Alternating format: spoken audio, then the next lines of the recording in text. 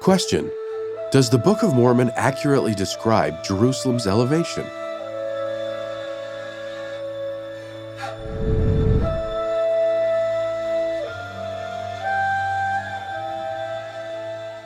Have you ever noticed that the Bible often describes journeys toward Jerusalem as going up and journeys away from Jerusalem as going down?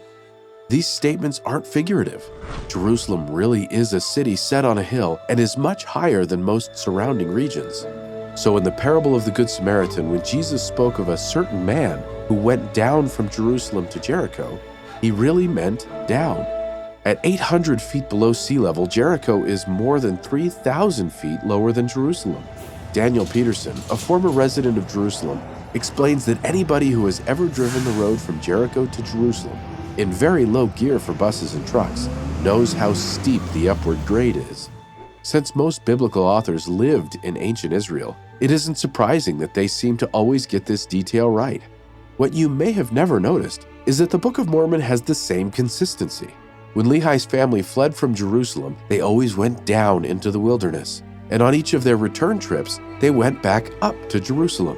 This distinction occurs more than 25 times throughout 1 Nephi. We can't be sure which specific path Lehi's family took, but we know they traveled south to the Red Sea, a drop of over 2,500 feet.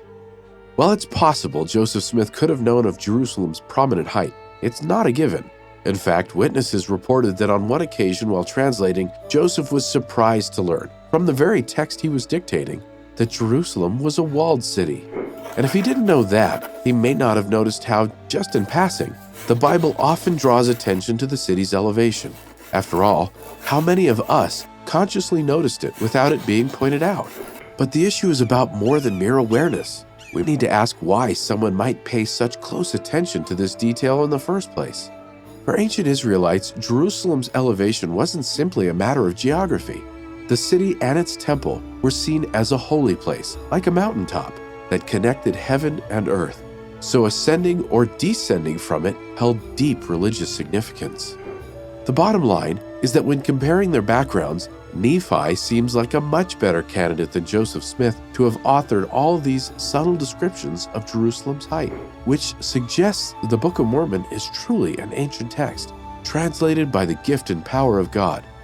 That's the evidence. You decide.